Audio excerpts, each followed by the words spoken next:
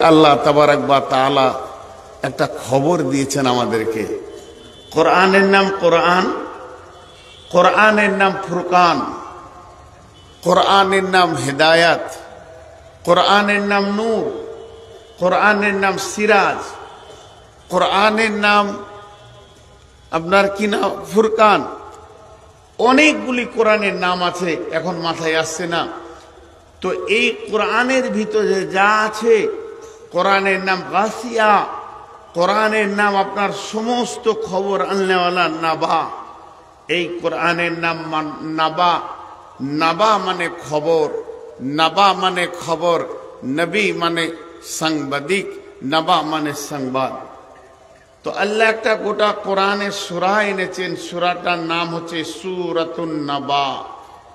সূরাতুন নাবা ওই সূরাটা আপনাকে আমাকে খবর দিচ্ছে।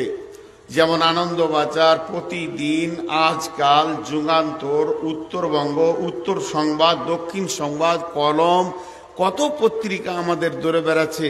এখন পত্রিকার যুগটা কমে গেছে, এখন ফেসবুক। সকালে উঠে ফেসবুকে টিপ মারবেন, দেশের খবর আলোর মতো চলে আসবে। তো এই যত খবর এনেছে, সব থেকে দামি খবর এনেছে কোরআন। এর জন্য এর নাম নাবা। আর সূরা নাবা আল্লাহ তাবারাক ওয়া তাআলা কোরআনে এনেছেন। কিন্তু একটা মজার বিষয়, মজার বিষয়টা কি, সাহাবা বেঈমান, কাফির, মুশরিক, মুনাফিক, ইহুদি, নাসারা, এরা রসুলকে যখন তখন প্রশ্ন করে করে করে করে করে প্রেসান করতেন। প্রশ্ন, বিসমিল্লাহির রহমানির রহিম, وَيَقُولُونَ مَتَى هَذَا الْوَعْدُ إِن كُنتُمْ صَادِقِينَ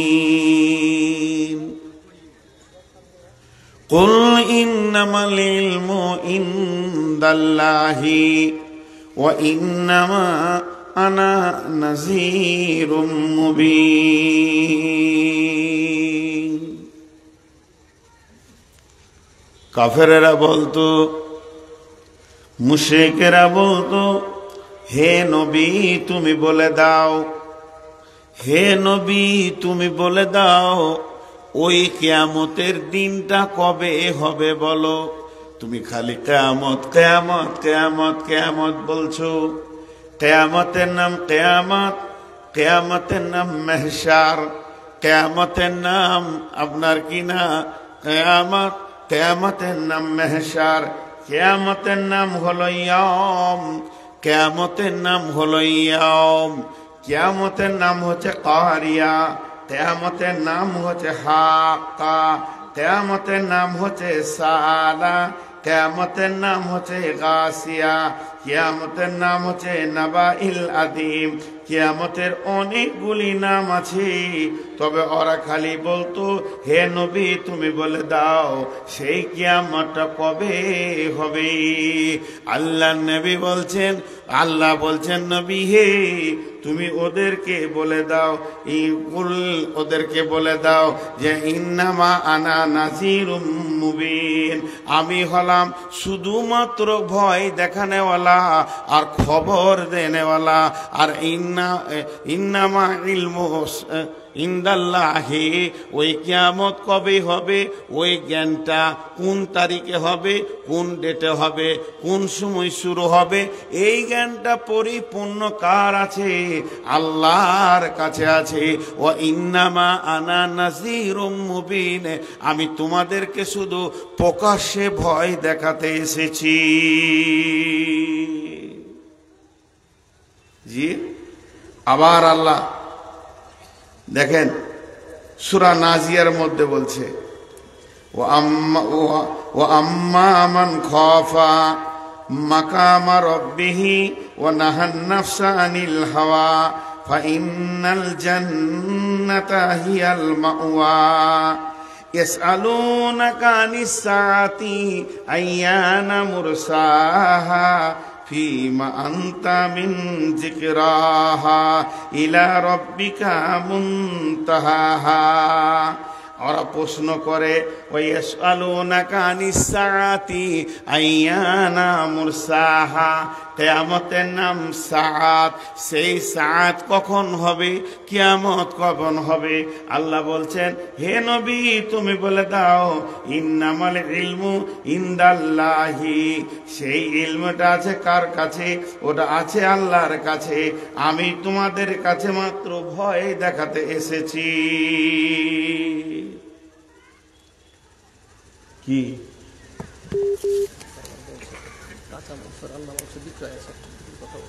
লোকটা পালিয়ে যাবে তো প্রথমেই আমি কিনবো, তাহলে কিনে আসি, বসে থাকো।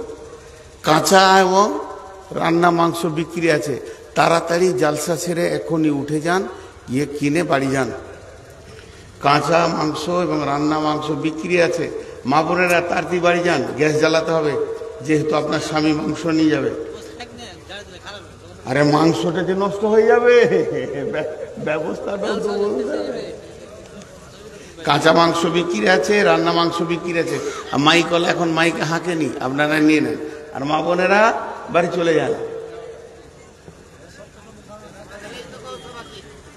না চিন্তা করিয়ে না, আমি ঠিক ধীরে ধীরে আছি, এখানে আমার মাথা গরম নাই, খুব ঠান্ডা মাথায় বকছি আজকে, ঠান্ডা মাথায় বকছি, কোনো চিন্তা নেই, আমি এমনি রেগে যাই অল্পতে। জি আল্লাহ তাবারাক ওয়া তাআলা বলছেন ইয়াসআলুনাকা আনিস সাআতি আইয়ানা মুরসাহা, তারা নবীকে প্রশ্ন করছে ওই দিনটা কবে সংঘটিত হবে যেদিন আমি বিপদে পড়ব। হে নবী তুমি বলছো তো বিপদে পড়ব, বারবার কথা তো বলছো ঠিক আছে, কিন্তু আল্লাহ বলছেন ফিমা আনতা মিন যিকরাহা, এইটা কেমন করে তুমি জিকির করছো, আমাদেরকে বারবার তুমি বলছো এই আলোচনা সম্পর্কে, তবে বলো ওটা কবে হবে। উত্তরে বললো ইলা রব্বিকা মুনতাহাহা, ইলা রব্বিকা মুনতাহাহা, তোরা যে আমাকে প্রশ্ন করছিস এই বিষয়টা তোদের রবের কাছে যথেষ্ট লেখা আছে, রবের সঙ্গে যোগাযোগ কর, রব বলে দিবে এটা কখন আছে।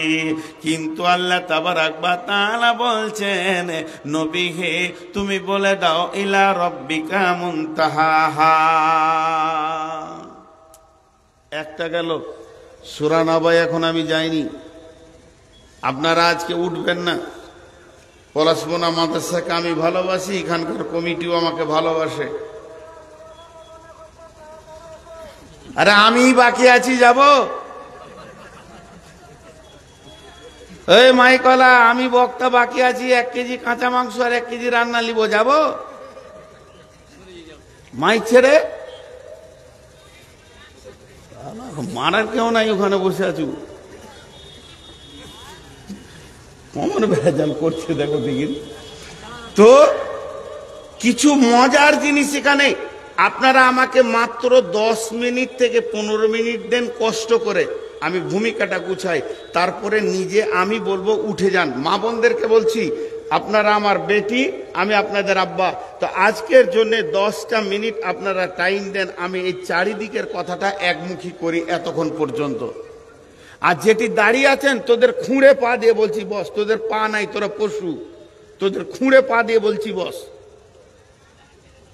মানুষ লয় সব ছাগলের মতো দাঁড়িয়ে আছে। তো ইলা রব্বিকা মুনতাহাহা, ওই কিয়ামত কবে হবে এটা তো রবের কাছে আছে। এবার মজার কথাটা কি, কিয়ামতটা কত দূরে আছে, কিয়ামত কত দূরে আছে। গাজলে যখন আপনি যাবেন তো ওখানে একটা টোল প্লাজা আছে, টোল প্লাজা পার হয়ে আপনার পাশে লোকটা বসে আছে, নতুন লোক কুচবিহার থেকে আসছে, ও যাবে কোথা না, যাবে কলকাতা। ও এদিকে জীবনে আসেনি, তা বাসের সিটে দুজন আরাম করে বসে আছে, তো মাঝে মাঝে খালি জিজ্ঞাসা করছে কাকু কে, কলকাতার কত দূর। তো ও রেগে গেছে, রেগে যে বলছি তুই দেখে লেগা নেমে যা, এটাই কলকাতা, নেমে যা, যা যা। খালি রাস্তায় ঘন ঘন শুধাইছে, 10 কিলোমিটার যেছে আর না যেছে শুধিছে কাকু আর কলকাতা কত দূর। পিছনে একটা আমার মতো লোক বসেছিল, টেঁড়া লোক, মানে অল্প কথাই বেশি বুঝে, রাগ বেশি। ও তখন উঠে যে বলছে তোর চোখ আছে, দেখেলে কলকাতা কত দূর। চোখ আছে না এগুলো ঢালা মাটি, চোখ যদি থাকে তো তুই কলকাতা দেখেলে কত দূরে। কাকা শুধিতে হবে না কেন? ই তখন জানে লম্বা করে নিঃশ্বাস নিয়ে এক পাশে বসলো ঢালা। এদেরকে জিজ্ঞেস করাই ভুল হচ্ছে, কোন মানুষেরা? তো এবার ও চোখটা দিয়েছে। আমরা একটা মান্তিক বই পড়েছিলাম, মান্তিক, মান্তিক মানে কথা বলা শিখার বই, ওগুলো লজিকেশন বই, ওইসব বইগুলো বেশি পড়ে উকিলরা। হাজি, প্রাণ নাই কথা বলে কে? প্রাণ নাই, জান নাই, মুখ নাই, জিভ নাই, দাঁত নাই, চোখ নাই, কান নাই, কথা বলে কে? নীরব বন্ধু, চুপ থাকে, অথচ আপনার বন্ধু আপনাকে হাসাবে, আপনাকে কাঁদাবে, আপনাকে বুদ্ধি দেবে, যুক্তি দেবে কে? প্রাণ নাই, বহুত কথা বলে, হাসাবে, কাঁদাবে, বুদ্ধি দেবে, যুক্তি দেবে, তার নাম বই। কিছু সাউন্ড আছে বুঝে নিতে হয়। যে হাসছে, এই যে পর্দা দেওয়া আছে, আমরা কেউ দেখতে পেছি না, পেছনে 3 জন হাসছে, খিল খিল খিল খিল করে হাসছে, আর সাউন্ডটা আসছে। ওরা দুঃখে আছে না আনন্দে আছে? আনন্দে আছে, আমরা বুঝতে পারছি একটা জিনিস, ওরা আনন্দে আছে, হাসছে। আবার আমি বাসে চেপে যাচ্ছি, দেখছি রাস্তার ধারে 10-15টা ছেলে মেয়ে কান্নাকাটি করছে, দুঃখে আছে, জানাজার খাট আছে। কিছু দেখে কিছু বুঝে নিতে হয়। বন্ধু আমার, যখন ওই ছেলেটাকে জোরে ধুমকি দেয়া হলো, চোখ থাকে তা দেখেলে, সঙ্গে সঙ্গে ছেলেটা জানলার দিকে মুখটা এমনি করে বলছে এরা বাজে লোক, আর কথা বলবো না। আর যখনই আলমপুর পার হচ্ছে, বিরাট বড় মাইলস্টোনে লেখা রয়েছে কলকাতা 482 কিলোমিটার। বুঝে নিলে আর জিজ্ঞেস করা দরকার নাই। তাহলে চোখ যদি থাকে, কলকাতা যাওয়া পর্যন্ত আমি আর কত দূরে আছি কাউকে শুধুতে হবে না। আল্লাহ নবী বলছেন, আমি বলতে চাইছি, এই রোডটা, এই হাইওয়ে রোডটা যে ইঞ্জিনিয়ারকে আর যে কন্ট্রাক্টরকে টেন্ডার দেওয়া হয়েছে, শুধু রোড বানানোর জন্য নয়। একদিকে রোড বানাবে, একদিকে রোডকে চকচকে করবে, আবার রোডে দাগ দেবে, কোন জায়গায় ব্যাংক আছে ওটা লিখতে হবে, সেই সাথে বোর্ডে লিখতে হবে কোথায় পেট্রোল পাম্প আছে, কোথায় গ্যারেজ আছে, আর কত দূরে গন্তব্যগুলো আছে। এগুলোও ইঞ্জিনিয়ারকে মেপে মেপে ফিতে ধরে লিখতে হবে। এতগুলো দায়িত্ব দেওয়া আছে। তো যে নবী পৃথিবীতে এসেছিলেন, ওই নবীকে যে রোডের টেন্ডারটা দেওয়া হয়েছিল, যে দুনিয়ার মানুষ দুনিয়া থেকে এই দুনিয়ার মানুষ দুনিয়া থেকে কিয়ামতের ভিতর দিয়ে জান্নাতে পৌঁছাবে, রোডটা কত কিলোমিটার হবে আর কত দূরে ওরা আছে বুঝবে কি করে? হে নবী, এগুলো তুমি টেন্ডার লাও, ওরা রাস্তাতে বোর্ড দেখবে আর বলে দেবে কিয়ামত কত দূরে আছে, কিয়ামত কত দূরে আছে। আমাদেরকে একটা ভয়ানক জায়গা পার হতে হবে, কবর থেকে কিয়ামত। আর জান্নাতের চৌকাটা যেই পেরিয়ে গেল, এবার জোরে শ্বাস নিলেন, বেঁচে গেলাম, কামিয়াব, কামিয়াব। এর নাম কামিয়াব। এবার আল্লাহ রসুল কেমন করে মাইল স্টোন লাগিয়েছে দেখেন। এই মাইল স্টোনটা আপনাকে দেখাচ্ছি। কিয়ামতটা কত দূরে, এইখানে যে লোকটা একদিন মাদ্রাসা যায়নি, ওই লোকটা বলে দেবে আর কদিন। আমি যখন এই স্টোন বলে দেব, তখন ওই লোকটা বলে দেবে। আমার বাচ্চা মেয়েটাকে নিয়ে একবার বাংলাদেশে গিয়েছি, তো ফ্যামিলি নিয়ে গেছিলাম আমরা, স্বামী স্ত্রী মেয়েটা নিয়ে 3 জন। তখন ওর বয়স 3 বছর, 4 বছর, 5 বছর বয়স, 5 বছর হবে। তো বর্ডারে ওকে ভোগ লেগেছে, ঢুকে খালি বারবার জিজ্ঞেস করছে আব্বার কত দূর।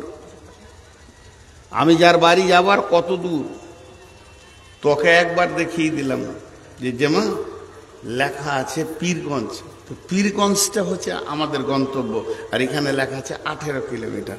ওইটা উল্টা দিকে খালি গুনো তুমি, 18 পর 17, তারপর হবে 16, তারপর হবে 15। যখন 0 হয়ে যাবে আমরা পৌঁছে যাব। ছোট ছেলে তো মোটরসাইকেলের সামনে বসেছে, আমার স্ত্রীকে পেছনে নিয়েছি, আমি চালিয়ে যাচ্ছি। 2টো মোটরসাইকেল এনেছিল ওরা দুজন, আর একটা তো ওরা দুজন যাচ্ছে। তো ওর ধ্যানটা ওই দিকে পড়ে গেল যে আমি কাছাচ্ছি ওই জায়গায়। আল্লাহ নবী বলছেন, খামসা আসারা খাসলাতান মিন উম্মতি, খামসা আসারা খাসলাতান মিন উম্মতি, আমার উম্মতের ভিতরে, নবীজি বলেননি অন্য মুসলিমের ভিতরে, নবীজি বলেননি ইহুদির ভিতরে, নাসারার ভিতরে, মাজুসির ভিতরে, নবীজি বলেননি অন্য কোন জাতিকে টার্গেট করেননি। এই ভাষাটাই বলেছেন, খামসা আসারা খাসলাতান মিন উম্মতি, আমার উম্মতের ভিতরে আমাকে যারা নবী বলে মেনে নিয়েছে, আল্লাহকে যারা রব বলে মেনে নিয়েছে, দিনকে যারা ইসলাম বলে মেনে নিয়েছে, এই রকম পরিষ্কার পরিচ্ছন্ন জ্ঞানী ব্যক্তিরা যখন 15টা জিনিস তাদের ভিতর থেকে পাওয়া যাবে, তাদের কাছ থেকে পাওয়া যাবে, তারা 15টা কাজ করবে। তো জেনে নাও কিয়ামত এসে গেছে। এসে গেছে মানে কত দূরে? কিয়ামত ওল্ড মালদাতে পৌঁছে গেছে। লাল সিগন্যাল রয়েছে, ওটা সবুজ হয়ে যাবে মালদা ঢুকতে যতক্ষণ লাগে, কিংবা ওদিকে গৌড় মালদাতে এসেছে, লাল হয়ে আছে সিগন্যাল, এবার খালি সবুজ করে দিবে। শতাব্দী গণদেবতা দ্রুত ঢুকে যাবে, মিনিটে ঢুকে যাবে। তার মানে পৃথিবীর এক প্রান্তে দাঁড়িয়ে আছে, শুধু লাল হতে বাকি আছে, সবুজ হতে বাকি আছে। সেই 15টা কি? ইজা তুখজাল ফাইয়ুদু বালান ওয়াল মামানাতু মাগনামান ওয়াজ যাকাতু মাগরামান তুউল্লিমা লিগাইরি দীনি আতার রাসূল উমরাতাহু আক্কা উম্মাহু আদনা সাদিকাহু আকসা আবাহু জাহারাতিল আসওয়াতু ফিল মাসাজিদে সাদাল কাবিলাতা ফাসিকুহুম জাইমুল কওমি আরজুলুহুম ওয়া উকরিমা রাসূলু মাখাফাতাস সারিহি ওয়া জাহারাতিল কায়নাতু ওয়াল মাআজিফু ওয়া সুরিবাতুল খুমুরু লিবাসুল হারির লানা হাদিহিল উম্মাতু আউয়ালুহা ফারতাকিমু ইনদা যালিকা রিহান হামরা ফাজালজালান ফাসকান মাসকান কাসফান। আল্লাহ নবী বললেন 15টা জিনিস আমার উম্মতের ভিতরে পাবি।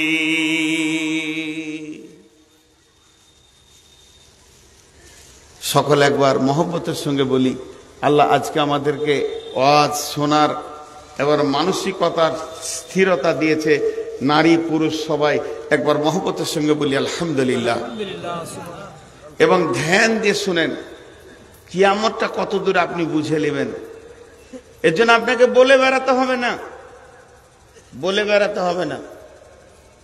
আমার ডান দিকে বসে আছে উবাইদুর, আমার আগে বক্তব্য করে গেল জামিরুল, আপনার গ্রামের ছেলে, তো সুন্দর ছেলে, ভালো বয়ান করলো, কিন্তু কথাটা একটা হচ্ছে কি, এরা দুজন বদমাস ছেলে।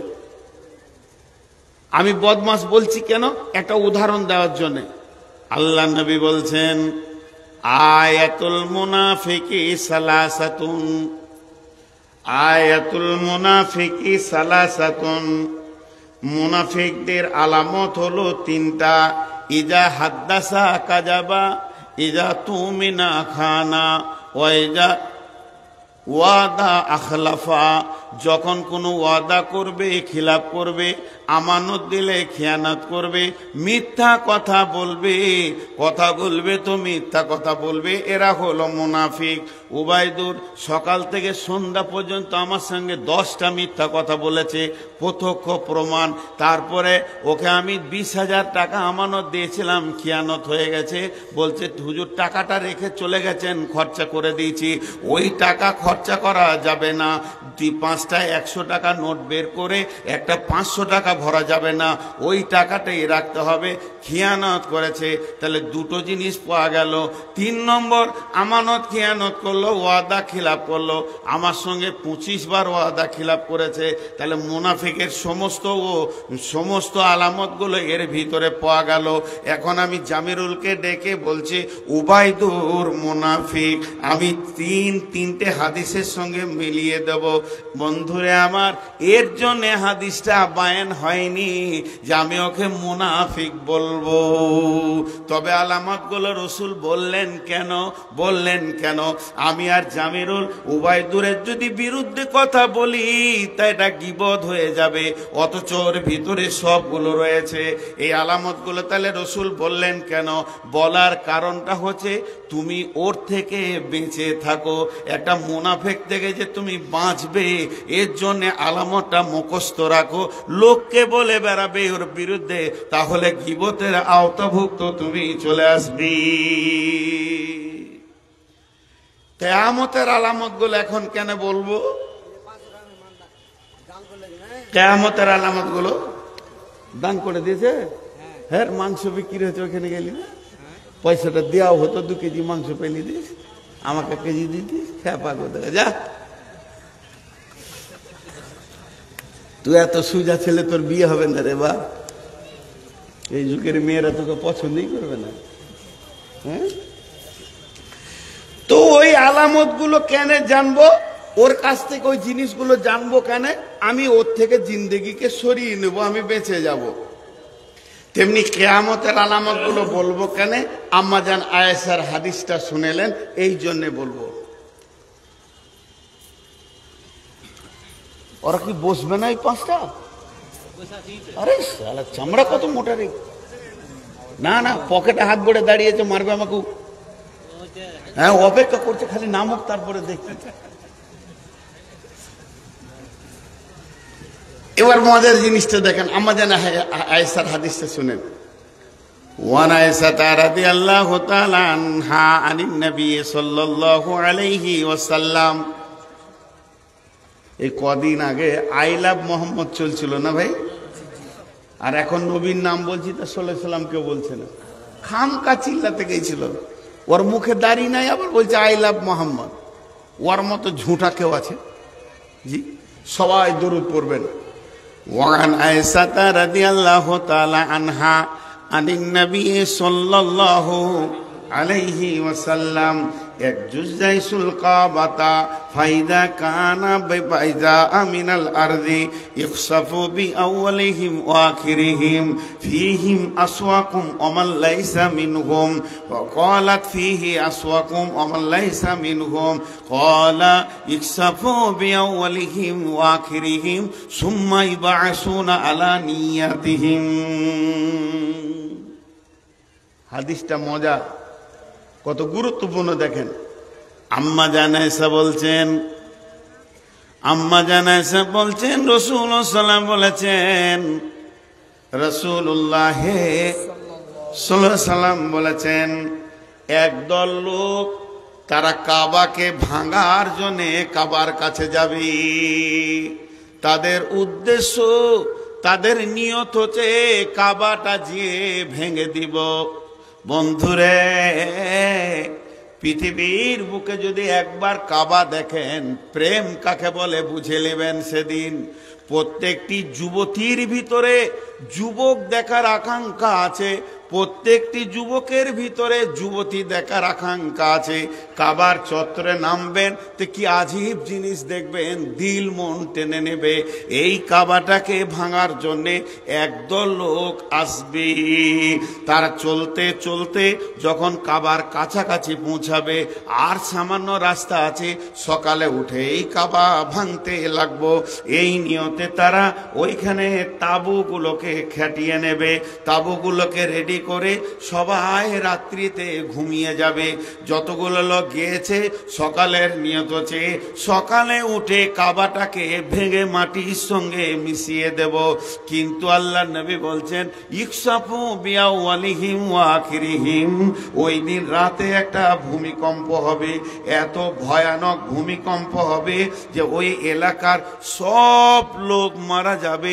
ওরা তো মরবে, আরো অন্যজন মারা যাবে। কলাত, আল্লাহ রসুলকে প্রশ্ন করলে ফেলেন কে আম্মা জান আয়েশা, ইয়া রাসূলুল্লাহ কাইফা ইউকসাফু বিআওয়ালিহিম ওয়া আখিরিহিম ফীহিম আসওয়াকুম ওয়া লাইসা মিনহুম, কেমন করে সবাই মরবে আমি বুঝতে পারছি না। আসবে হয়তো 10-20-50 হাজার লোক তারা কাবা ভাঙার জন্যে, কিন্তু ওই এলাকাতে অনেক লোক আছে এশা পরে শুয়েছে ফজরের পড়ার নিয়তে, কেউ শুয়েছে তাহাজ্জুদ পড়ার নিয়তে, কেউ শুয়েছে সকালে উঠে বাজারে যাব, হাটে যাব, ঘাটে যাব, নানা রকম নিয়তের মানুষ শুয়েছে। আর আপনি বললেন সব মারা যাবে, এটা কেমন করে? নবীজি উত্তর দিলেন ইকসাফু বিআওয়ালিহিম ওয়া আখিরিহিম, রে আয়েশা সবাই মারা যাবে, সুম্মা ইবাসুনা আলা নিয়াতিহিম, কিন্তু কিয়ামতের দিন নিয়তের বিভাজন হবে। এটা কেমন? একটা উদাহরণ দিব। শামসিতে এসে কুমারগঞ্জে আপনাদের ট্রেন লাগছে, লোকাল ট্রেন একটা, সবাই মালদার প্ল্যাটফর্মে নামলে ওই একই ট্রেনের লোক একটা চায়ের দোকানে ঢুকবে, বিভিন্ন জায়গা চলে যাবে। এর মধ্যে চোর আছে, পকেটমার আছে, 5টা আসামি আছে, তাদেরকে পুলিশ বেঁধে তুলেছে। তো যেমন কাজ সেই জায়গায় পৌঁছাবে, কারো বাজারে কাজ, মার্কেটে কাজ, হোলসেল দোকানে কাজ, রিটেল দোকানে কাজ, যার যেমন কাজ সে সেই দিকে দৌড়বে। কেউ বেড়াতে যাচ্ছে, কেউ শ্বশুর বাড়ি যাচ্ছে, কেউ নানার বাড়ি যাচ্ছে, কেউ বাস স্ট্যান্ডে যাবে, যার যেমন কাজ সেই রকম। ট্রেন এলে কিন্তু সবটিকে গুটিয়ে নিয়ে যাবে যেটি প্ল্যাটফর্মে দাঁড়িয়ে আছে, কিন্তু কাজ বিভিন্ন। তো ওই ভূমিকম্প, ঝড়, বড় বড় মহামারী, সাইক্লোন যেগুলো পৃথিবীতে হয়, এগুলো যখন পৃথিবীতে আসবে, ট্রেনের মতো ইমানদার, বেঈমান, লুচ্চা, দাগাবাজ, লাফাঙ্গার, তাহাজ্জুদ পড়নেওয়ালা, আলেম, মৌলানা, মুফতি, ওলি, দরবেশ, গাউস, কুতুব সবগুলোকে একসাথে নিয়ে চলে যাবে। আর কিয়ামত নামে প্ল্যাটফর্মে যখন সবাই পৌঁছাবে, এই ঝড়ের ট্রেনে, এই ভূমিকম্পর ট্রেনে, যে ওখানে যখন পৌঁছাবে, আল্লাহ নবী বলছেন সুম্মা ইবাসুনা আলা নিয়াতিহিম, তাদের দিলের নিয়ত যেমন ছিল, যেমন কাজ ছিল, ওই রকম জান্নাত আর জাহান্নামের রাস্তা বিভাজন হয়ে যাবে। জি, তখন ভাগ হয়ে যাবে, ভাগ এখন আর নয়। চিন্তা করেন তাহলে কিয়ামতের আলামত কি? প্রথম নম্বরটা বাদ দিয়ে বলবো, 26 সালে ইলেকশন আছে, ভেজাল লেগে যাবে। হ্যাঁ, প্রথম নম্বরটা বলবো, সব লোক চুপ করে আছে। আল্লাহ নবী বলছেন ইযা তুখিজাল ফাইয়ুদু বালান, ইযা তুখিজাল ফাইয়ুদু বালান, জনসাধারণের মাল মিম্বার প্রধানে লুটে খাবে। জনসাধারণের মাল মিম্বার প্রধানে লুটে খাবে। এখন একবার প্রধান হওয়া মানে 14 গোষ্ঠী শুকে যাওয়া। 3 দিন আগে খেতে পেছিল না, রাস্তায় ডালি নিয়ে ঘুরছিল, প্রধান হয়ে গেল তো সামনে কে আর দাঁড়ায়? আপনাদের এলাকায় কেমন আছে জানি না, সারা পৃথিবীতে এমন একটা জিনিস চলে এসেছে, বিশেষ করে ভারতবর্ষে, তার থেকে বেশি পশ্চিমবঙ্গে আল্লাহর নবীর আলামত মিলে যাচ্ছে। ইজা তুখিজাল ফাইয়ুতু বালান, জনসাধারণের মাল নেতারা লুটে লুটে লুটে খাবে। ইন্দ্রাবাসের টাকা, সড়ক যোজনার টাকা, আর কিছু টাকা যতগুলো বরাদ্দ হবে একদম কেন্দ্রে, সেইগুলো আপনার মেম্বার আর প্রধান যারা আছে, যারা নেতা হবে, নেতারা লুটে লুটে খাবে আর আনন্দ করবে। ভাববে না যে আমি পরের মালকে লুটে খেছি। হাজি ভাই, এইটা প্রথম বললেন কেন আল্লাহ রসুল? নেতাদেরকে প্রথম ধরলে কেন? এই যে বাঁশের খুঁটা, এখানে একটা মজবুত করে গেড়ে দেন, মজবুত করে খুঁটা গেড়ে দেন, আর তাকে সিলিয়ে দেন যেন হিলাতে কেউ না পারে। ওইটাতে একটা ছাগল বেঁধে দেন কাবু, ভেড়া বেঁধে দেন কাবু, গরু বেঁধে দেন কাবু, গাধা বেঁধে দেন কাবু, ঘোড়াকে বেঁধে দেন কাবু, সবাই কাবু থাকবে খুঁটা মজবুত থাকলে। আর খুঁটা যদি লড়বড়ে হয়, পাঁকে গেড়ে দেন, অতি ছাগল দেন আর ভেড়া দেন, আপনি কিছুক্ষণ পর দেখবেন লোকের জমিতে ও সর্ষের ভুঁইয়ে নেমে নষ্ট করছে। কথাটা বোঝাতে পারলাম? তো নেতা যদি মজবুত ইমানদার হয় তো এলাকার লোক কাবু থাকবে। আর নেতা যদি নিজে চোর হয় তাহলে চোরদের আরো ক্ষমতা বেড়ে যাবে, দেশে অশান্তি আসবে।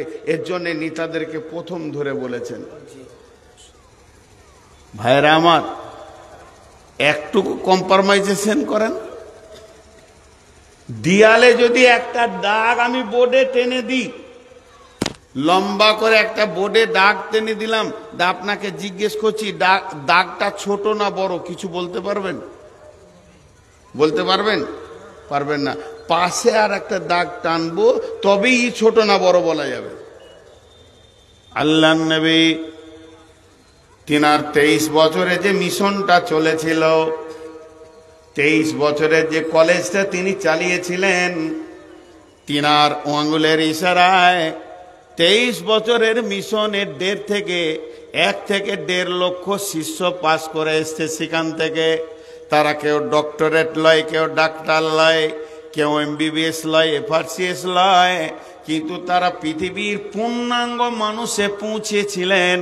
তার মধ্যে একটা লোকের কথা তুলে ধরছি, সেই লোকটাকে হযরতে উমর রাদিয়াল্লাহু তাআলা আনহু। হযরতে উমর একদিন জেরুজালেম যাবে, উনি কয়েকটা সৈন্যকে জেরুজালেমে পাঠিয়ে দিয়েছেন, তোমরা যাও ওখানে ইসলামের দাওয়াত পৌঁছিয়ে দাও। জেরুজালেমে যে আছে তদানীন্তনকালে যিনি ছিলেন একজন পাদ্রী, একজন পোপ, তিনি একজন বিরাট গির্জার পোপ। ও দেখলেন আমিরুল মুমিনিন উমরের লোক এখানে পৌঁছে গেছে, তাহলে কি করা যায়? আমি তোর সঙ্গে লড়াই করে পারবো না। কেউ বলে 12 লক্ষ, কেউ বলে 18 লক্ষ, কেউ বলে 22 লক্ষ। তো বিশেষ করে 18 লক্ষ বর্গ মাইলের তিনি বাদশাহ, এত বড় রাজ্যকে তিনি চালাচ্ছেন। সেই উমর, ওর কত সৈন্য আছে, আমি লড়াই করে পারবো না। ওর সঙ্গে একটা সমঝোতা করব, আপোষ করে নিব, নিজেদের মধ্যে একটা সন্ধি করে নিব। হযরত উমরকে পত্রের মাধ্যম দিয়ে দাওয়াত দিয়ে পাঠালেন। জেরুজালেম থেকে একজন পত্র বাহক এই পত্র নিয়ে জেরুজালেম থেকে যাচ্ছেন আমিরুল মুমিনিন উমরের কাছে। তিনি শুয়ে আছেন মসজিদে। এমন সময় গিয়ে বলছেন, আদব নেবেন জাহাপনা। উঠে দেখলেন এ তো সালাম দিবে না, এ তো ইহুদ নাসারা। তখন বলে, কি হলো বাবু? বলছে, আমি এসেছি জেরুজালেম থেকে, আপনার সৈন্য সেখানে পৌঁছে গেছে, তাদেরকে কেল্লায় অবরোধ করা হয়েছে, আর এখান থেকে একটা চিঠি আমাদের পোপ আপনাকে দিয়েছে, প্রাইম মিনিস্টার চিঠি দিয়েছে, চিঠিটা একবার আপনি নজরে লাগান। হযরত উমর উঠলেন, চিঠিটা এমন করে পড়লেন। পড়ার পর দেখছে চিঠিটার টোটাল সারাংশ হচ্ছে, আমিরুল মুমিনিন খলিফাতুল মুসলিমিন, আপনাকে আমি আমন্ত্রণ করছি, চিঠির মাধ্যম দিয়ে দাওয়াত দিচ্ছি, আপনি আমার দেশে আসেন, আপনার সঙ্গে আমার লড়াই নাই, সমঝোতা আছে, একটু বসবো। হযরত উমর বললেন, আসলামা আসলামাটা ছিলেন রাজকোষাগার থেকে ওনাকে খাদিম দেওয়া হয়েছিল। উনি একটা রাষ্ট্রপ্রধান হিসেবে, খলিফা হিসেবে আসলামা এসে বললেন, জাহাপনা বলেন আমি কি করতে পারি? হযরত উমর বললেন, যাও তুমি এখনই উট রেডি করে নিয়ে চলে এসো, এক্ষুনি বেরিয়ে যেতে হবে, এক্ষুনি জেরুজালেম যেতে হবে। সেখান থেকে খবর এসছে দিনের তাকাজা এসে গেছে, দিনকে আগে বাড়ানোর জন্যে আর ডানে বামে সময় নষ্ট করা যাবে না। আসলামা করল কি, একটা উটকে সাজিয়ে নিয়ে এসে মসজিদের দরবারে এসে দরজায় দাঁড়ালেন। আমিরুল মুমিনিন খলিফাতুল মুসলিমিন উটের ওপরে চড়ে নিলেন। এবার জেরুজালেমের দিকে রাস্তা ধরেছে। হযরত উমর ফারুক রাস্তা ধরেছেন, সঙ্গে মাত্র একটা গোলাম আছে, একটা ভীত আছে। আমাদের কবি নজরুল ইসলাম হাত শুরু করে দিলেন, হেরি পশ্চাতে চাহি তুমি চলে যাচ্ছ রৌদ্রদগ্ধ দুর্মরু পথ বহি, জেরুজালেমের কেল্লা যেটায় আছে অবরোধ করি, বীর মুসলিম সেনা দল তব বহুদিন মাস ধরি, দুর্গের দ্বার খুলিবে তারা বলেছে শত্রু শেষে, উমার যদি গো সন্ধি পত্রে স্বাক্ষর দেয় এসে। হায়রে আদেক ধারার মালিক আমিরুল মুমিনিন শুনেছে খবর, ও একা একই উঠে চলেছে বিরামহীন। সাহারা পাড়ায় ঝুলিতে দুখানা শুকনো খুব জরুরি, একটি মশকে এতটুকু পানি, খুরমা 2-3 মুঠি, প্রহরী বিহীন সম্রাট চলে একা উঠে চোরে, চলেছে মাত্র একটি গোলাম উটের রশি ধরে। মরুর আকাশে সূর্য, মরুর ঊর্ধ্ব আকাশে সূর্য আগুন বৃষ্টি করে, সেই সে আগুন তাতে কৈসম ফুটে বালুকার মরু পরে। কিছু দূর যেতে উঠ হতে নামি কহিল গোলামের ভাই, পেরেশান বড় হইয়াছ চলিয়া, এইবার আমি যাই। উটের রশি ধরিয়া অগ্রে উঠে বসো উঠে, তপ্তে বালুতে চলে যে চরণে রক্ত উঠেছে ফুটে। গোলাম 2 হাত ধরে চুমি কাঁদিয়া কহিল, উমার এখনে আদেশ করেন কেমনে আপনি? গোলাম রহিবে উটের পিঠে আরাম করিয়া বসি, আর হেঁটে যাবে খলিফা উমার ধরিয়া উটের রশি। খলিফা হাসিয়া বলে, তুমি জিতে গিয়ে বড় হতে চাও? ভাইরে এমনই চলে। একটু হাসে, না হাসলে তো উঠে চাপবে না, তাই মুচকে হেসে বলছে এমন চলে। একদম বলে খলিফা হাসিয়া বলে, তুমি জিতে বড় হতে চাও? ভাইরে এমনই চলে। রোজ কিয়ামতে, রোজ কিয়ামতে, রোজ কিয়ামতে আল্লাহ যেদিন বলিবে উমার রে, করিনি খলিফা মুসলিম জাহানের তরে, সুখ তরে তোরে কি জবাব দিব, কি করিয়া মুখ দেখাবো? রসুলের ভাই আমি তোমাদের প্রতিনিধি মাত্র, মোর অধিকার নাই আরামে সুখের মানুষ হইয়া, মানুষের নিবে সেবা, আরামে সুখের মানুষ হইয়া মানুষের নিবে সেবা। ইসলাম বলে সকলে সমান, কে বড় ক্ষুদ্র কে বা। গোলাম চড়িল উটের পিঠে, গোলাম চড়িল উটের পিঠে, উমার ধরিল রশি, মানুষে স্বর্গে তুলিয়া ধরিয়া ধুলায় নামিল শশী। অনেক বড় কবিতা। এই পালা করবে চলছে চলছে চলছে, একবার গোলাম, একবার উমার, একবার গোলাম, একবার আমিরুল মুমিনিন, একবার ওলা। যেতে যেতে এবার জর্ডান নদীটা পার হবে, আর জর্ডান নদীটা যখনই পার হয়ে যাবে জেরুজালেম ঢুকে যাবে। জেরুজালেমের জিরিমি প্রাইম মিনিস্টার খবর পেয়ে গেছে আমার দেশে উমার আসছে। সে দূতের মাধ্যমে খবর পেয়ে উমার আসছে, 18 লক্ষ বর্গ মাইলের বাদশা আসছে। আমি ছোট একটা দেশের মালিক, সে 18 লক্ষ বর্গ মাইলের মালিক। কোম্পানি মেজরকে রেডি করে দিল, যাও বর্ডারে তোমরা স্যালুট দেবে এবং আদব দিয়ে সম্মানের সঙ্গে গির্জাতে নিয়ে আসবে।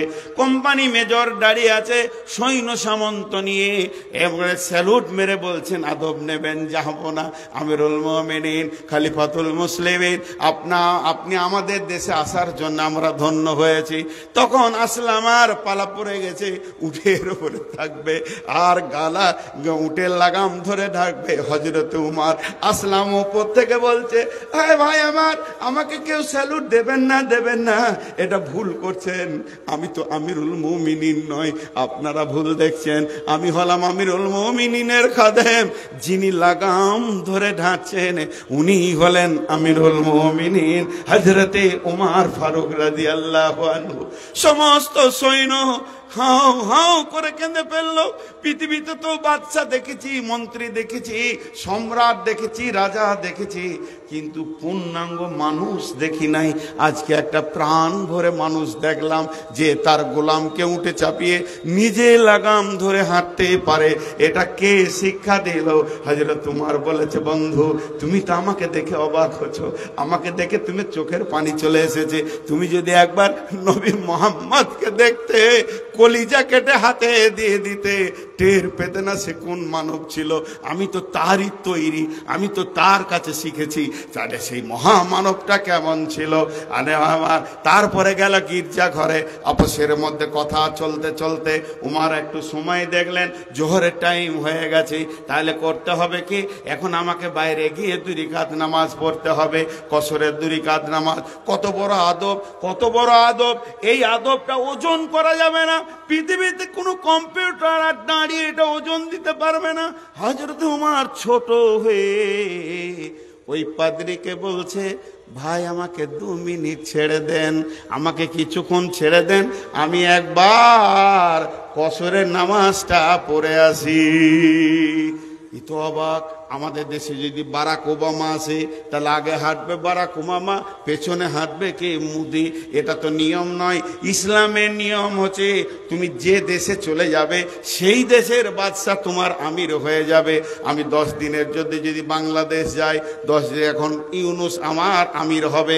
আমি 10 দিনের জন্য যদি সৌদি চলে যাই, 10 দিন আমার জন্যে বাদশাহ মোহাম্মদ বিন সালমান আমার আমির হবে, ওর আইনে চলতে হবে। আমি যদি ইংল্যান্ডে চলে যাই, আমেরিকায় চলে যায়, বর্তমান যে প্রধানমন্ত্রী আছে রসুলের হিসাবে সে আপনার মন্ত্রী হবে, তার আইনকে ফলো করতে হবে। আর আমাদের দেশে অন্য চলে, বড় বাদশা এলে পরে তার পেছনে আমার বাদশারা ঘুরে বেড়ায়, কিন্তু না, সেই হিসাবে ছুটি চাইলো।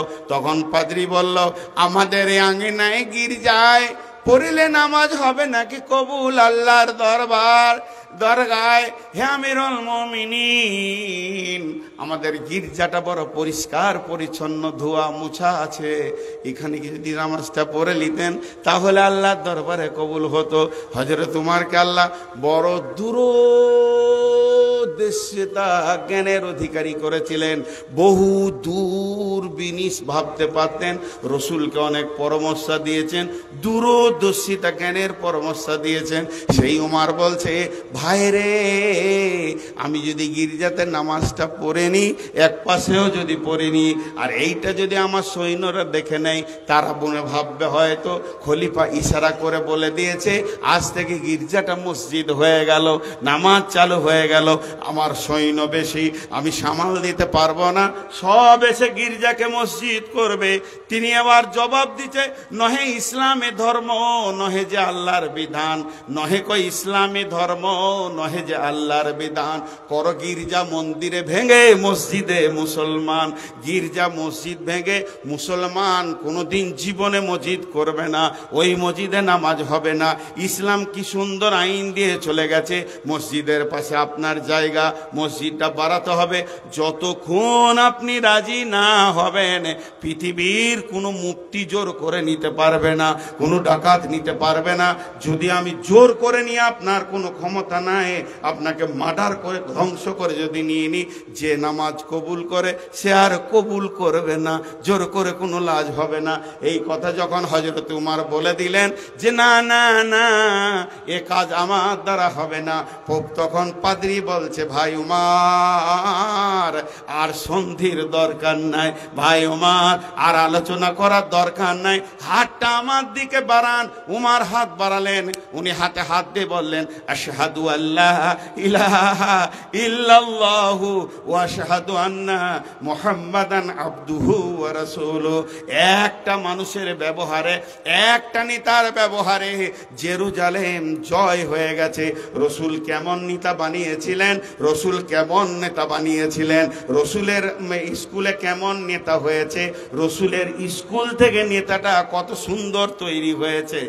আজ বন্ধুরা আমার, সেই নবী আফসোস করে বলেছেন, আমার উম্মতের ভিতরে অন্য জাতিকে বলেননি, নন মুসলিমকে বলেননি, হিন্দু, জৈন, খ্রিস্টান, বৌদ্ধকে বলেননি, নবীজি বলেছেন আমার উম্মতের ভিতরে যদি কেউ নেতা হয়ে যায় জনসাধারণের মাল লুটে খাবি।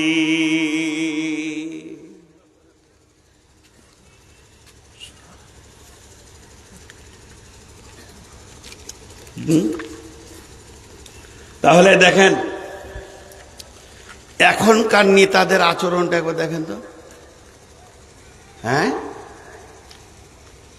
আপনার এলাকার পঞ্চায়েতের প্রধান, এলাকার আশেপাশের প্রধান সব ফেরেশতার মতো, এদের কোনো গুনাই নাই, মাল মারেই না।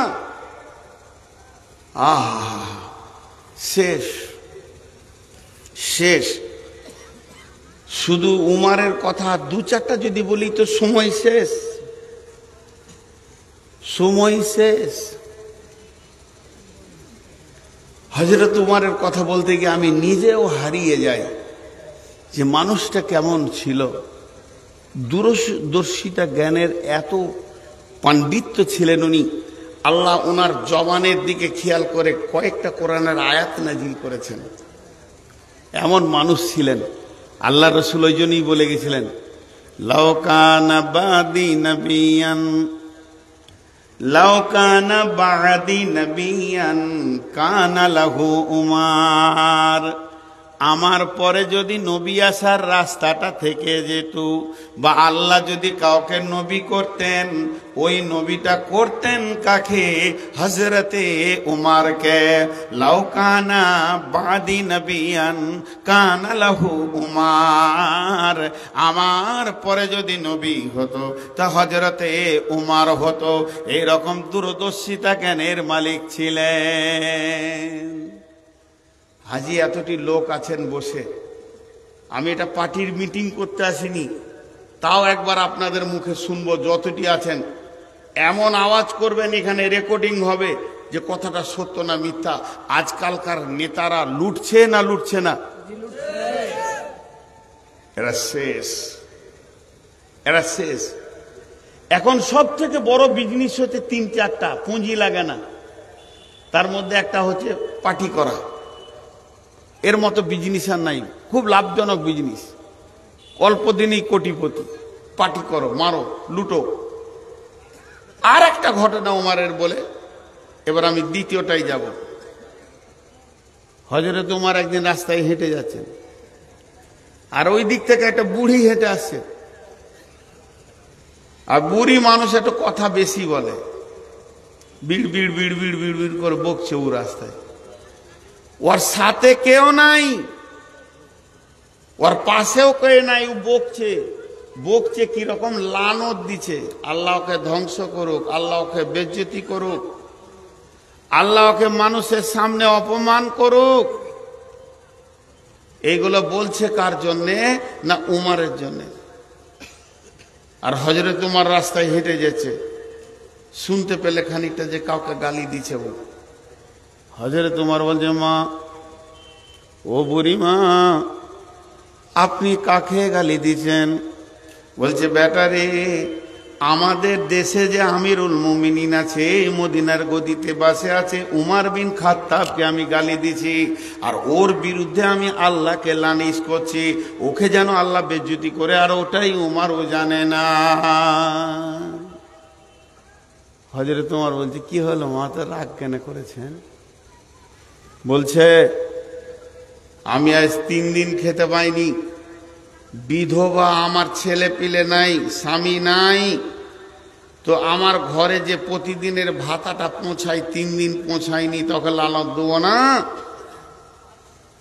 হযরত উমার পকেটে হাত ভরলেন, কয়েকটি দিরহাম দিনার নিয়ে, আশরফি নিয়ে বুড়িটির হাতে দিলেন, আর বললেন, মা, আপনাকে হয়তো খবর নাই, আমাদের দেশের সঙ্গে আরেক দেশের যুদ্ধ চলছে। এই যুদ্ধটা খুব একবারে গভীর মহড়া চলছিল। হযরত উমর সেখানে গিয়েছিল সেই যুদ্ধ পরিচালনার জন্যে। এই জন্যে 3 দিন বিধবা এতিমের খবর নিতে পারেনি। আপনি উমরকে মাফ করবেন, আজকে সে মদিনাতে এসেছে, আপনার ভাতা আজকে যাবেন, আপনি পেয়ে যাবেন। বুড়িটা খানিক শান্ত হলো। ও ওই লেগে পাইনি। হযরত উমর বলছেন, মা আপনি উমরকে একবার মাফ করে দেন, উমরকে ক্ষমা করে দেন। আপনি যে 3 দিন খেতে পাননি, কষ্ট পেয়েছেন, অনেক কষ্ট পেয়েছেন, উমরকে মাফ করে দেন। তখন হযরত উমর বলছে, বুড়িটা বলছে, বাবা তুমি তো খুব ভালো ছেলে, তুমি যে আমাকে কত সুন্দর করে কথা বলছো, পয়সা দিয়েছো, তো তোমার তো একটা কথা আমাকে রাখতে হয়। তুমি যখন বলেছো মাফ করে দিতে, আমি মাফ করে দিলাম। উমর বলেন আলহামদুলিল্লাহ। হযরত উমর 2 পা আগিয়ে গেলেন, বুড়িটাও 2 পা আগিয়ে গেলেন। আবার বুড়িটা ঘরে বলছে, এই বেটা শোন। উমর বলছে, রে বাবা আবার নতুন কেস এলো নাকি? বলে, রা বাবা শোন। কাছে যখন এলো, বুড়িটা উমরের মাথায় হাত দিয়ে বলছে, বেটা রে তোর যা ব্যবহার আর তোর যা ভাষা, আমার মন বলছে যে আমিরুল মুমিনিন আছে, ওকে আল্লাহ গদি থেকে সরিয়ে দিয়ে তোকে গদিটা দেখ, তাহলে ভালো হয়। তখন হযরত উমর বলছে, মা আপনি বিধবা ভাতাটা আনতে যাবেন, গিয়ে দেখবেন আমি ওই জায়গার ওই যে সিংহাসনের একটা খাদিম হিসেবে কাজ করছি, আপনি ওখানে আমাকে দেখতে পাবেন। এই বলে চলে গেলেন। এটা হলো নিতা।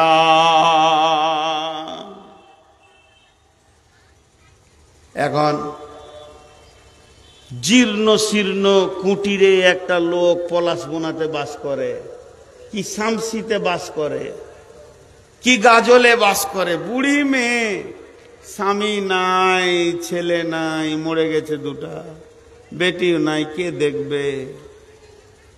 বয়স 72 হয়ে গেল। আকাশে পানি হচ্ছে, তোর বাড়িতে চু চু করে পানি পড়ছে, কখন এই কোণে কখন এই কোণে করে কাটাচ্ছে। ওর নামে একটা ইন্দিরাবাসের ঘর এসছে, সরকার বরাদ্দ করেছে ওর জন্যে 2,25,000। 2,25,000। প্রধান গিয়েছে ওকে দেখা করতে, যে বুড়ি তো আর এত দূর আসতে পারবে না হেঁটে, কাগজ পাতি সব নিয়ে গেছে। দিয়ে বলছে, চাচি আছে জি? চাচি কে বাবা? চশমাটা তুলে বলছে, কে বাবা? বলে, আমি প্রধান গো, আমি প্রধান। ও পঞ্চায়েতের? তো ঘরটা খুব অসুবিধা নাকি? ঘরের টাকা দিচ্ছি, ঘরটা করে লিও। ওর দিলটা বড় হলো। এইরকম প্রধান যেন সারা জীবন থাকে গো। টাকা দিছে, 20 টাকা দিবি বাবা? কয় 20 টাকা? ও 20 টাকা বেশি গুনতে পারে না, 21 গুনতে পারে না। 1 কুড়ি, 2 কুড়ি, 5 কুড়িতে 100 হলো। তো 20 টাকা দিবি? তো বলছে, টাকা 20 গুনতে গুনতে তুমি শেষ হয়ে যাবে। 80,000 টাকা এনেছি তোমার লেগে। 80,000 টাকা। তো 80,000 টাকা বুঝতে পারছে না। বলছে 20 20 20 গুনতে গুনতে গুনতে তুমি বুড়ি, তোমার মা বুড়ি, তাও তুমি 80,000 টাকা শেষ করতে পারবে না। খালিখানে একটা টিপ দাও। টিপ দিল, যা করার করে নিল, ওকে দিয়ে দিল 80,000 টাকা। বুড়ি যখন 100 টাকার নোট এতগুলো দেখে নিয়েছে ক্যারিতে বাঁধা, ও তো দম আটকিয়েছি, এত টাকা তো জীবনে দেখিনি বাবা।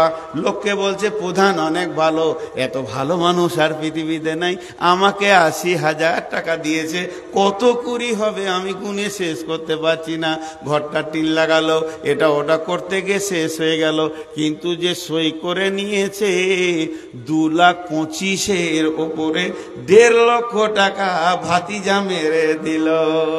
বন্ধুরা আমার, আল্লাহর নবী বলছেন, ইজা তুখে জাল ফাইয়তু বালান, জনসাধারণের মাল নেতারা লুটে লুটে খাবে।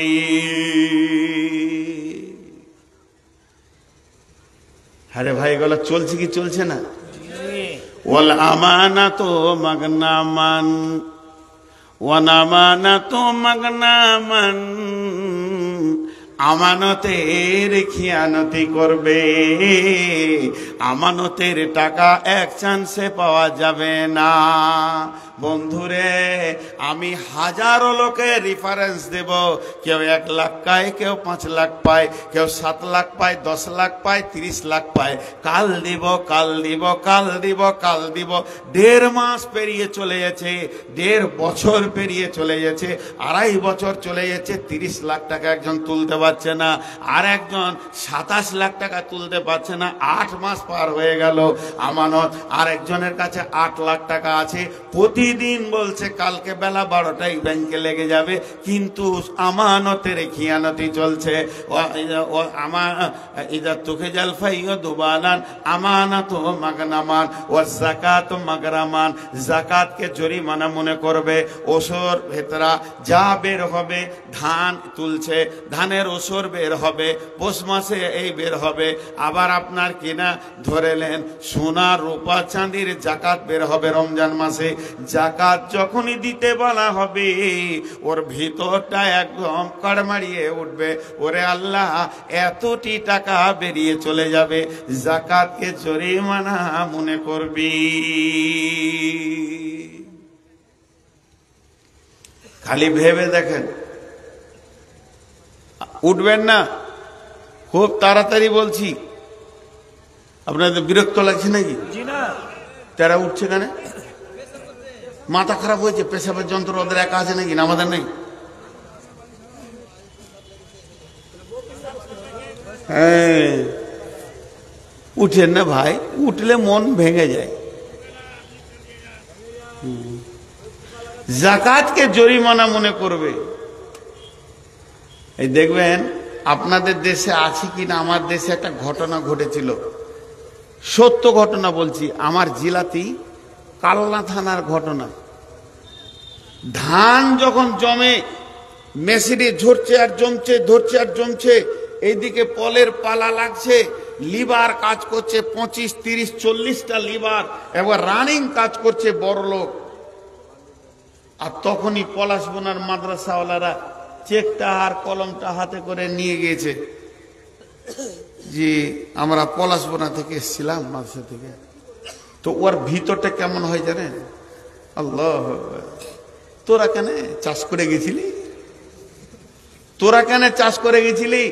কিন্তু আর গালে জুতা মেরে বলার লোক নাই যে জমিনটা তোর বাবার, যার জমিন তার তরফ থেকে এসেছি তার ট্যাক্সটা দে। জমিনটা যার, তার তরফ থেকে এসেছি, জুতা মেরে দিব, বলার নাই কেউ, গাল মোটা করে তাকাবে।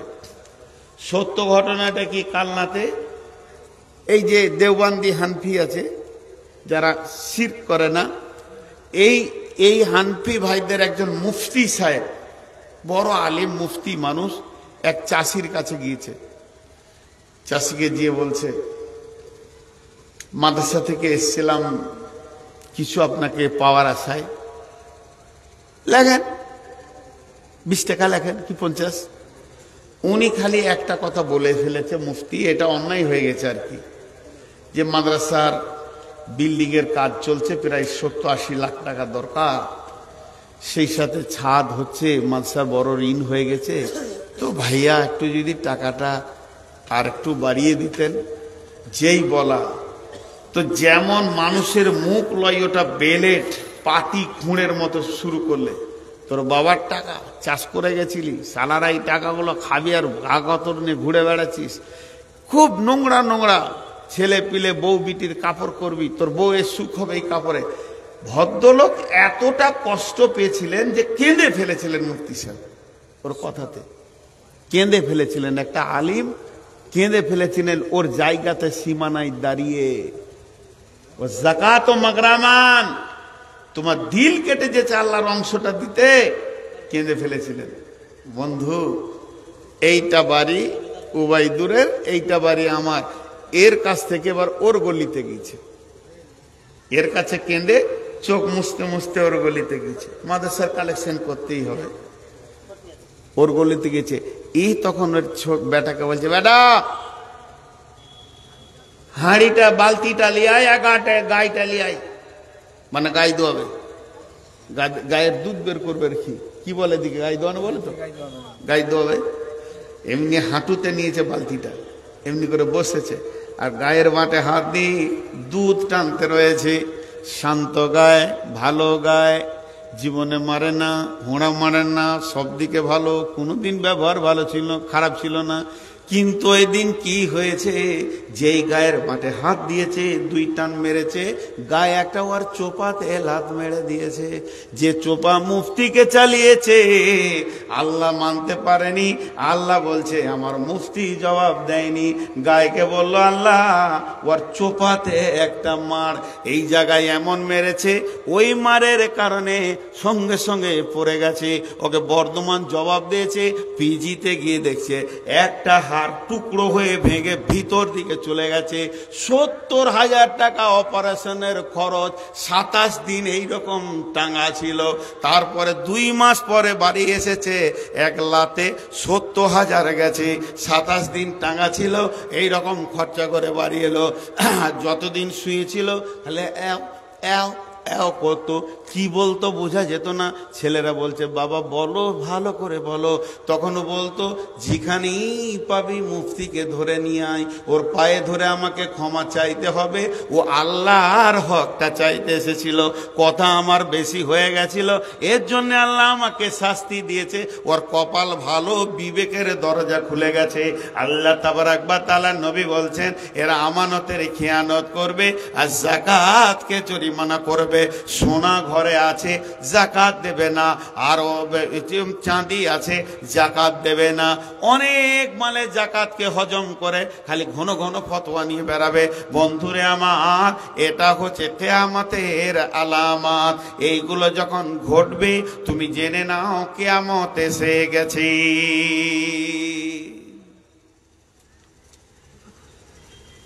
জনসাধারণের মানলে তারা খাবে, আমানতের খেয়ানতি চলবে, যাকাত কি জরিমানা করে। তুল্লি মালি গায়রি দিন, তুল্লি মালি গায়রি দিন, তুল্লি মালি গায়রি দিন। পলাশবোনার মাদ্রাসাটা দেখে মনে হচ্ছে এতিমখানা, এতিমখানা। ছেঁড়া কাঁথা বালিশে ভর্তি হয়ে আছে। মাদ্রাসা পরিষ্কার পরিচ্ছন্ন হচ্ছে না। অত পরিমাণ টাকা নাই যে প্রতি বছর কমিটি এটাকে রং করবে, মার্বেল করবে। চলে যান একটা মিশন গাজলে চলে যান, কিংবা চলে যান মালদাতে যে মিশনগুলো হচ্ছে, 3 দিন জন্ম নেয়নি তত্তর করে 27 তলা হচ্ছে, সুন্দর চকচক করে ফুলের বাগান বানিয়ে দিছে। কার টাকা, কার টাকা, কার টাকা? এটা সরকারের লয়, আসমান থেকে নামেনি, পাবলিকের টাকা, পাবলিকের টাকা। একটা চকচকে হয়ে যাচ্ছে আর একটা হচ্ছে না। শুনলাম একটা ছেলে ক্লাস 8 না 9 পরীক্ষা দিয়েছে, মিশনে ভর্তি হবে। মিশনওয়ালা বলেছে ছেলেটা চলবে না। ছেলের বাপ বলেছে 1.5 লক্ষ টাকা আমি তোমাদেরকে ঘোষ দিচ্ছি, তাও ছেলেটা ভরে নাও। একটা ছেলেকে শুধু ভর্তি ফি দূরের কথা, 1.5 লক্ষ টাকা তলায় তলায় কমিটিকে দিচ্ছে। কমিটিটা ভাগ করে খাবে। কত লাভজনক ব্যবসা। অথচ মাদ্রাসায় ভর্তি করার পর 700 টাকা, 1,500 টাকা ভর্তি ফি। ইলেকট্রিক নিয়ে 1,500 টাকা করেছে। তারপরও বেটার বাপ বলবে চালিয়ে লাও, বছর ফেতরা থেকে দিতে পারছি না, জায়গিরি গিয়ে পড়ছে। এদেরকে আবার যদি বোর্ডিং ফি নেওয়া হয় দিতে চাইছে না। আল্লাহর নবী বলছেন এমন একটা জামানা আসবে রে, কোরআনের শিক্ষার পেছনে মানুষের ধ্যান, জ্ঞান, বুদ্ধি, বিবেক বলে কিছু থাকবে না। আর কোরআন বাদ দিয়ে ইংলিশ বলেন, সায়েন্স বলেন, সায়েন্স বলেন, কমার্স বলেন, ছেলেদেরকে পড়ানোর জন্যে মা বাপ ওঁত পেতে লেগে থাকবে। আপনি একটা কথা জেনেলেন, সাদা পৃথিবীর যত পড়া আছে ওই পড়াটার নাম কি? হাই স্কুলের পড়া, প্রাইমারিতে পড়া, কলেজে পড়া, বিশ্ববিদ্যালয়ে পড়া, ইউনিভার্সিটির পড়া, সব পড়াগুলার একটা কথায় নাম হলো জেনারেল। জেনারেল জেনারেল জেনারেল মানে হচ্ছে সাধারণ। আপনি যাবেন কাঞ্চনজঙ্ঘা, ট্রেনটা যখন দাঁড়াবে জিজ্ঞেস করবেন এসি কামরা কোনটা, বলে এটা এসি 2 টায়ার, এসি 3 টায়ার, এটা হলো স্লিপার, এটা হলো রিজার্ভেশন। জেনারেল কোনটা? যখন জেনারেল দেখবেন তো দেখবেন গরু ছাগলের মতো সব ঢুকে আছে, ওইটার নাম হলো জেনারেল, ওইটা বগি জেনারেল। আর এই জেনারেল বগিতে আপনার ছেলেকে আপনি তুলছেন। জেনারেলের বাংলা হলো সাধারণ শিক্ষা, জেনারেলের বাংলা হলো সাধারণ শিক্ষা। আর অজেনারেলের মানে হলো অসাধারণ শিক্ষা। এই শিক্ষাটা মাঝরাইলও আটকাতে পারবে না। পৃথিবীতে কাজে লাগবে। মাকে কেমন করে দেখতে হয়, বাপকে কেমন করে দেখতে হয়, ভাইকে কেমন করে দেখতে হয়, নামাজ কেমন করে পড়তে হয়, রোজা কেমন করে রাখতে হয়, পৃথিবীর যত দরকার সব কাজে লেগে গেল। আজরাইল এলো, তারপরেও লেখাটা কাটা যাবে না। কবরে আপনাকে বাঁচাবে, আযাব আসতে দিবে না। সুরামল হাসরের মাঠে আপনাকে রাস্তা দেখাবে, পুলসেরাতে পার করে জান্নাতে নিয়ে যাবে। এটা হলো অসাধারণ শিক্ষা, ওটা হলো সাধারণ শিক্ষা। কি জানি আজকের গার্জেনদের মাথায় ঢুকে গেছে ডাক্তার করব। আপনার ছেলে ডাক্তার, মরে গেলে শেষ। আপনার ছেলে উকিল, মরে গেলে শেষ। আপনার ছেলে জজ, মরে গেলে শেষ। আপনার ছেলে ইঞ্জিনিয়ার, মরে গেলে শেষ। যতগুলো ডিগ্রি কলেজ দেবে, যতগুলো ডিগ্রি বিশ্ববিদ্যালয়ে দেবে, মরে গেলে শেষ। আর সে একাই পড়বে, একাই ভোগ করবে। আর আরবি পড়াবেন, ছেলেটা মৌলানা যদি হয়ে যায়, মরে গেলে শেষ লয়, মরে গেলে আসল কার্য শুরু হয়ে গেল। এবার আপনার জানাজা পড়বে কে? বেটা জানাজা পড়বে। আব্বার জানাজা পড়বে কে? বেটা জানাজা পড়বে। মায়ের জানাজা পড়বে কে? বেটা জানাজা পড়বে। এই রকম সৌভাগ্য শিক্ষাটাকে দূরে সরিয়ে দিয়েছে। আল্লাহ নবী আফসোস করে বলছেন, কিয়ামত কখন হবে রে? যখন আমার উম্মতরা স্বামী স্ত্রীতে শুয়ে শুয়ে বলবে, বেটা হয়েছে মিশনে দিব, ডাক্তার করব, কিন্তু বলবে না একে কোরআনের হাফেজ বানাবো, মৌলানা বানাবো। জেনে নাও তাদের ধ্যান ধারণা, স্বামী স্ত্রীর ধারণা ছেলেটার ওপরে চলে যাবে জেনারেলের দিকে। অত অল্লেমাতি গায়রে দিন।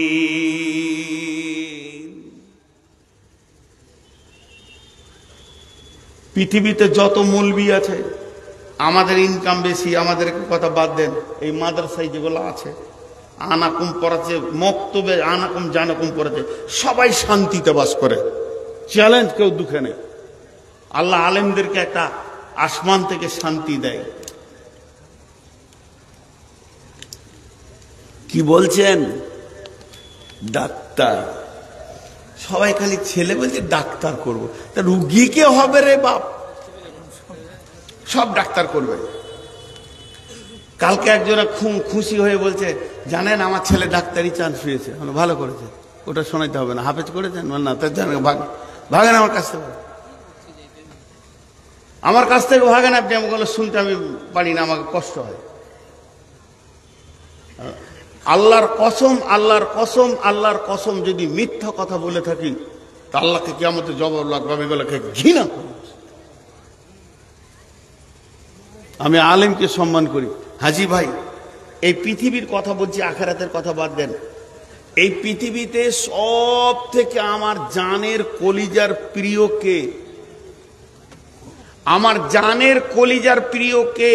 আমার মা মারা গেছে, আমি জানাজা পড়তে পারিনি। 5 বছর বয়স খেলা করছিলাম। আমার মনে আছে একটু একটু যে আমি রাস্তাতে ধুলাবালি নিয়ে খেলছি, আর মায়ের লাশ নিয়ে সবাই চলে গেল। তার মানে আমার জ্ঞান ছিল না, জানাজা পড়িনি।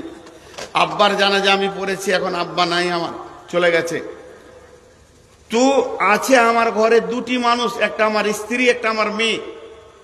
একটা আমার স্ত্রী, একটা আমার মেয়ে।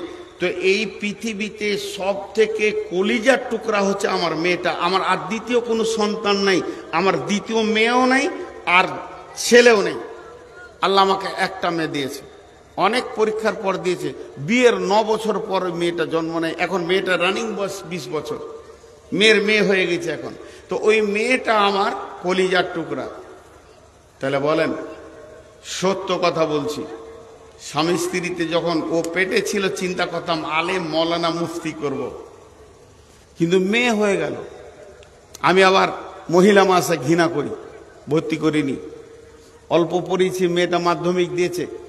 মাধ্যমিক দেওয়ার পর বাড়ি থেকে অনলাইনে সে এইচএস করলো, অনলাইনে এখন গ্র্যাজুয়েশন করেছে, অনলাইনে স্কুল যায়নি।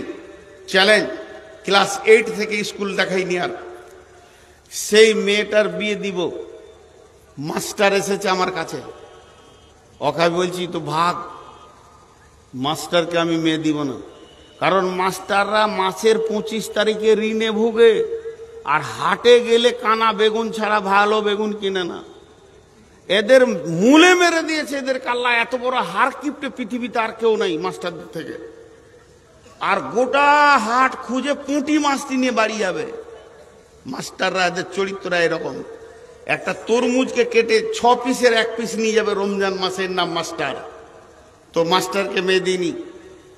তারপরে সে ডাক্তার, চলবে না এখানে। তারপরে ব্যাংকে ম্যানেজার, তুই তো সুদের টাকা লারিস, তুই ফের আমার ঘর কি করে এলি রে, ভাগ। সব তেরেছি। মেয়েকে বিয়ে দিয়েছি একটা মদিনা পাস করা আলিম, মদিনা পাস করা আলিম, মাদানী, মাশাআল্লাহ।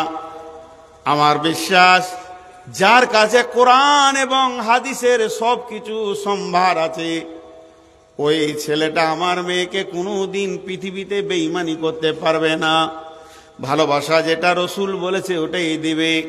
যেদিন মেয়েটার বিয়ে হলো, আমি বিয়েটা পড়ালাম। পড়ানোর পর মেয়ের হাত ধরে আমি নিজে ছেলের হাতে দিলাম।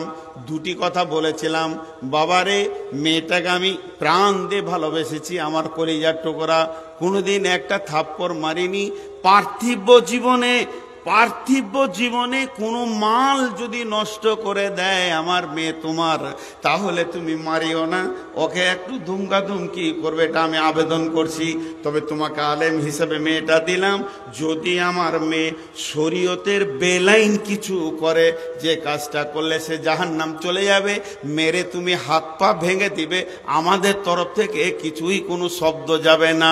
আমি চাইছি তুমি আমার মেয়েকে সঙ্গে করে জান্নাতে পৌঁছাবে, এর জন্য আমি মেয়েকে দিয়েছি। বন্ধুরে আমার, আমি সব থেকে বড় আলেমকে ভালোবাসি, যদি মক্তবের আলেমও হয়, আমার প্রাণ প্রিয় সে বন্ধু, তাকে আমি অন্তর দিয়ে ভালোবাসি। ডাক্তার ইঞ্জিনিয়ারের কোনো মূল্য নাই, এই মূল্যটা কতদিন। ইদা তোকে জাল পাইও দোবানান ওয়াল আমানাতু মাগানামান ওয়াজ যাকাতু মাগরামান তুআল্লিমা লিগাইরি দ্বীন, তুআল্লিমা লিগাইরি দ্বীন, তুআল্লিমা লিগাইরি দ্বীন। দিন ব্যতি রেখে বেদিনের শিক্ষার প্রসার বেড়ে যাবে। অথচ বিশ্ব নবী বলছেন, যদি ছেলে আলেম হয়, যদি ছেলে কোরআনের হাফেজ হয়, যে ছেলেটা কোরআনের হাফেজ হবে তার তো সম্মান আছেই আছে। তার মা বাপের ব্যাপারে রসুল কি বলছেন, কঠিন কিয়ামতের দিনে যেদিন মানুষ পেরেশান হবে, ইয়া নাফসি ইয়া নাফসি ইয়া নাফসি ইয়া নাফসি ইয়া নাফসি করে বেড়াবে, সেদিন আলিম হাফিজের মাকে আল্লাহ তাবারাক ওয়া তাআলা মতির মিম্বারে বসিয়ে দেবেন। কিয়ামতের দিন তারা মতির মিম্বারে বসে থাকবে, আর সারা হাসরবাসী তাকিয়ে দেখে বলবে, এই লোকটার ছেলে আলিম। ছেলেটার তো দূরের কথা, কোন ফেসিলিটি পাবে সেটা জানি, আল্লাহ জানে, কিন্তু তার মা বাপের কথা বলছে, এই মেয়েটির পেটে বাচ্চা আলিম কিংবা হাফিজ, এই ছেলেটাই লোকটার বেটা হাফিজ কিংবা আলিম। কিয়ামতের ময়দান যেটা 50,000 বছরের দিন হবে,